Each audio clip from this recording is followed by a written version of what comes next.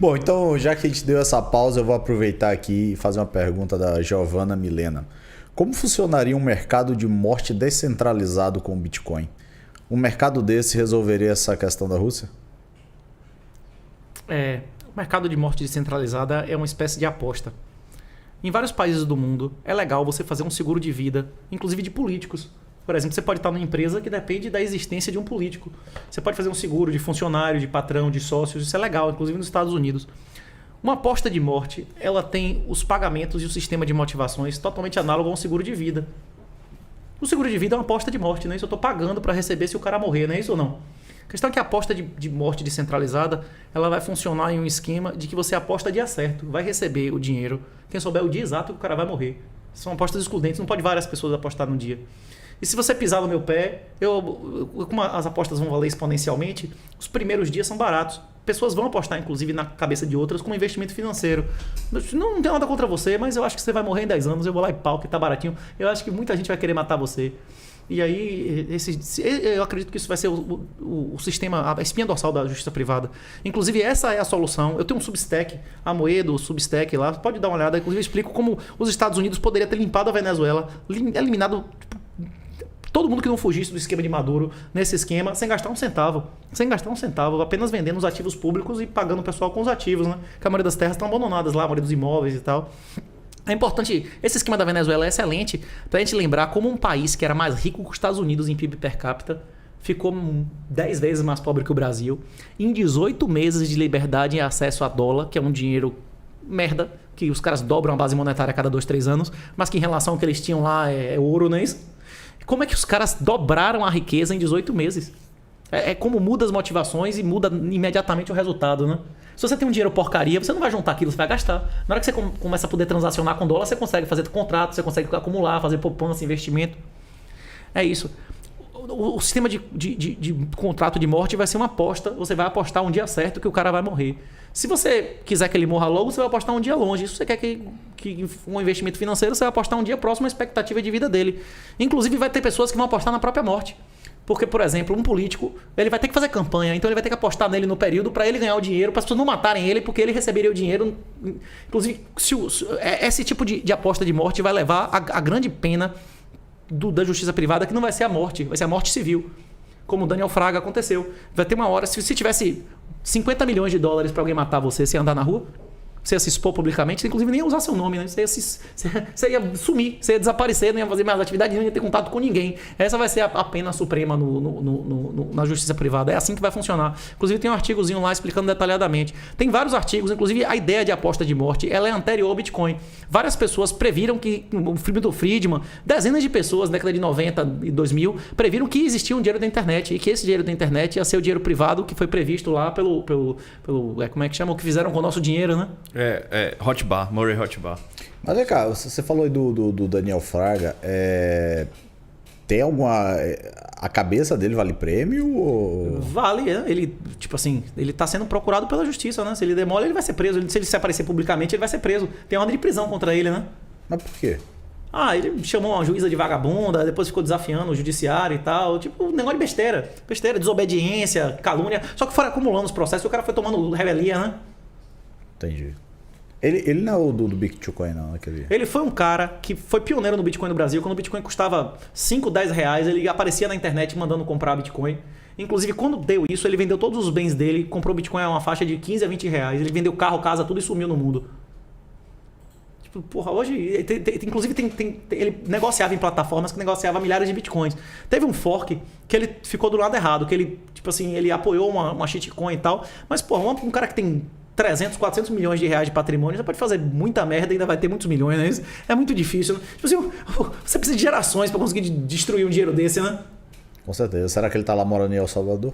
Não sei. Inclusive, nessa comunidade é bem comum esse negócio de morte, de simulação de morte, de assumir outra identidade. Tem vários casos do cara ser procurado, do cara ter pepino e tal. E, inclusive, apareceu uma certidão de óbito de outro país, o cara abrir lá e diz, não, esse cara tem 20 centímetros mais do que o defunto, porra, essa, não é isso? Caramba. Isso já aconteceu várias vezes e a tendência é continuar acontecendo. Se tivesse 50 milhões de dólares em sua cabeça, você não pagava pra pegar um indigente aí, sua mãe ir lá reconhecer? Não, é ele. Claro. Quem é que quer ser perseguido? Não, com certeza. A gente quando a gente tava falando tem até uma mensagem aqui do Wagner, né? Tem uma música do Felipe Ret que diz que o desejo de ser feliz é a meta dos fracos. É o lado... O Star Wars que a gente estava conversando, não é isso? O lado negro é mais poderoso. Não, mas ele é mais rápido, mais fácil e mais sedutor, não é isso? Uhum. Você ser feliz, você achar que você vive para ser feliz, é servir o demônio. A regra do demônio, a regra de ouro de Jesus é faça com os outros o que você quer que faça consigo. Ama o próximo como a ti mesmo e Deus acima de todas as coisas. A regra do demônio é repetida pelo Raul Seixas. Faça o que tu queres, que é tudo da lei, não é isso? Na hora que você falou, eu ia exatamente dizer isso. Faça o que tu queres. Tem uma pessoa aqui que está fazendo uma pergunta aqui no WhatsApp, mandou aqui diretamente, o Anderson, que está perguntando qual a sua tendência política aqui no Brasil. Tá perguntando qual sua linha aqui no Brasil. Antes de você responder, eu vou dizer, ô Anderson, tá com vergonha de falar no chat? Entra lá no chat, Anderson. E se inscreva no canal. Eu fui candidato a deputado estadual para ajudar Bolsonaro. Eu tive 3.600 e poucos votos. Fiz uma campanha de R$10 mil. Inclusive fui réu criminal por apologia ao crime. Qual era o nome do seu... Na campanha, seu nome na campanha? O nome que eu sou conhecido na polícia, Renato 38. Renato 38. Isso. Maravilha. Eu tive 3.600 votos, eu fiz uma campanha de R$10 mil, uma campanha de 60 dias para ajudar Bolsonaro. E muitas pessoas algumas pessoas que votaram nunca votaram em Bolsonaro, mas já me conheciam e tal. Tipo, de qualquer maneira, mais candidatos em um partido traz mais votos de pessoas que não são ideológicas em relação àquele partido. Então eu fui comparsa de botar Bolsonaro no poder, mas não me arrependo, porque era necessário que houvesse uma alternância de poder. Mas hoje é indiscutível que Bolsonaro é o maior traidor e covarde dos 500 anos de história do Brasil. O governo dele, em qualquer métrica institucional e macro, é inferior ao de Dilma. Inclusive, eu acredito que Bolsonaro vai ganhar a eleição, porque nunca houve uma pessoa mais submissa ao STF do que ele. Você acha que Toffoli, você acha que Fachin, você acha que falam grosso com Lula? Você acha que vão dar ordem a Lula, dizer, bote esse aqui, eu quero que você indique ele. Você acha que ele vai falar? Ele vai lá, você quer falar grosso comigo? Beleza, vai dizer pro embaixador chinês, tem um cara aqui precisando de uma morte natural, não é isso? O quê? Pô, rapaz, aquele negócio que você mandou eu fazer aqui, tem um cara que tá impedindo.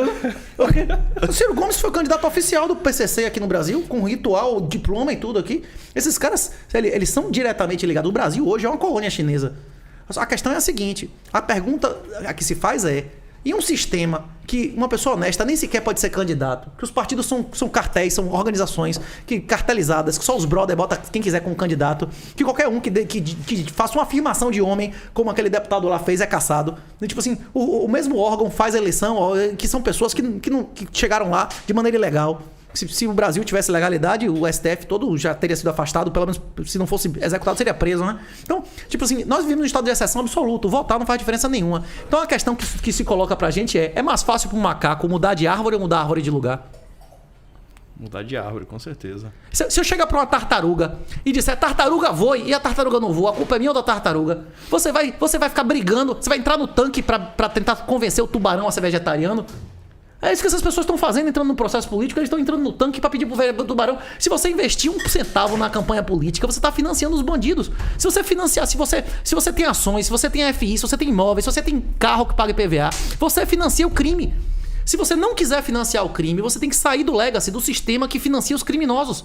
Por isso que o Bitcoin, eu acredito que é um imperativo moral. Você quer investir em ouro? Existe ouro sintético e ouro que é lastreado, colateralizado em Bitcoin. Você quer investir em dólar? Você pode ter dólar lastreado em Bitcoin. Como esses dólares agora que o El Salvador vai pagar 6,5% ao ano. Qualquer um pode entrar no site e comprar o Bitcoin Bond. Ô Renato, permita aqui só um comentário. Essa frase é famosa, né? Você vota com as armas ou com os pés, né? Você cita essa frase. E quando a pessoa não tem essa alternativa, você entende que esse posicionamento, ele simplesmente não é possível para algumas pessoas. Aquele pai de família que ganha um salário mínimo, que está dependente ali de uma certa estrutura, e ele está se virando. Você entende que ele não tem essa opção? Não. Nossos ancestrais que vieram para o Brasil eram mais pobres ou mais ricos do que esse cara que ganha um salário mínimo? A condição natural da humanidade é a miséria. O cara mais rico do mundo há 200 anos era mais pobre que um mendigo. Ele não tinha antibiótico. Se ele tivesse uma doença venérea, ele ia ter pus no pênis até morrer. Você prefere ser um mendigo ou você prefere ser um milionário? A maioria, quem não tinha sífilis no Brasil era considerado homossexual. Você preferia ser um senhor de escravo com sífilis e gonorreia ou um mendigo hoje em dia que você chega no posto ali e toma um antibiótico?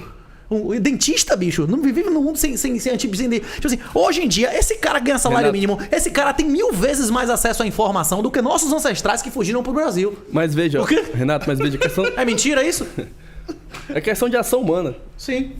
Então veja, por mais que faça sentido, logicamente, você estabelecer essa premissa e as derivações dela concordarem, a questão do padrão de vida hoje ser muito maior do que os ancestrais. E o acesso à informação que ele tem. E todos os fatores que você puder colocar na mesa.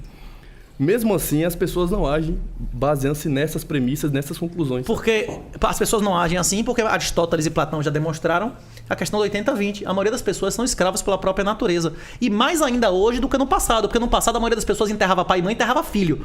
As pessoas no passado, elas passavam por dor física. Elas passavam por humilhação. As pessoas do passado não eram pessoas de geleia como hoje. Hoje em dia, o cara de 40 anos é uma criança, né? Como eu digo, os homens são mulheres e as mulheres são crianças, não é isso? Você não vai comparar uma menina de 13, 14 anos, 100 anos atrás, era 100 vezes mais honra e mais mulher do que uma mulher hoje, essas mães solteiras aí. Inclusive, Bolsonaro botou cota de mãe solteira, bicho. Cota de mãe solteira. Você vai ser obrigado a botar mãe solteira dentro de sua indústria. Rapaz, que vergonha. Sim, mas voltando. Isso é absurdo. As pessoas antigamente, elas tinham muito mais honra do que tem hoje. Inclusive, tem ciclos. A gente explica no livro que existem ciclos intergeracionais. No colapso de Esparta, se dizia, tem registros escritos, que as mulheres dos espartanos podiam engravidar de quem quisessem e os maridos não podiam sequer reclamar. Não é exatamente isso que acontece hoje. Você chega em sua casa, a mulher tá transando com outro cara na sua cama, se você der uma surra nela, é você que vai preso, meu irmão. É você que vai preso, adultério não é mais crime, né? Maria da Penha, e você não vê mais seus filhos. Chegou uma mulher lá e disse que você é estuprador, que você abusou do seu filho sem prova nenhuma, acaba com sua vida. Aí depois se prova que a vagabunda tava dizendo a mentira e se faz uma lei Mariana Ferrer em homenagem a ela, pra ela não ser maltratada enquanto ela faz uma acusação mentirosa de estupro, não é isso? A nossa lei hoje inviabiliza essas relações de decência. Foi o que a gente conversou. A informação é a coisa mais importante hoje. Nós estamos vivendo uma guerra de informação. E, inclusive, essas informações todas mentirosas, quem puder, pesquise o que é educacionismo, o que é gaysismo, o que é feminismo. Tudo isso foi implantado e financiado pela União Soviética através da Escola de Frankfurt, que era a escola de estudos marxistas. Tudo que se ensina hoje na academia é o oposto da educação real. A instrução formal hoje é oposta à educação real. É oposta à instrução formal. Hoje você manda seu filho para a escola para ele ser piorado intelectual, moralmente e reduzir a produtividade dele. É importante que as pessoas entendam que não vai existir mais universidade da maneira que vocês entendem hoje. Os estados vão colapsar, os estados sociais. Dentro de 15, 20 anos, vão ter lugares que vão ser paraísos fiscais e regulatórios e vão ter infernos e fazendas de escravo. Vocês vão ter que escolher onde vocês vão morar, não é isso? Eu espero ser o macaco que muda de árvore. Você pode ser o macaco que vai tentar arrancar a árvore tirar a árvore do lugar, não é isso?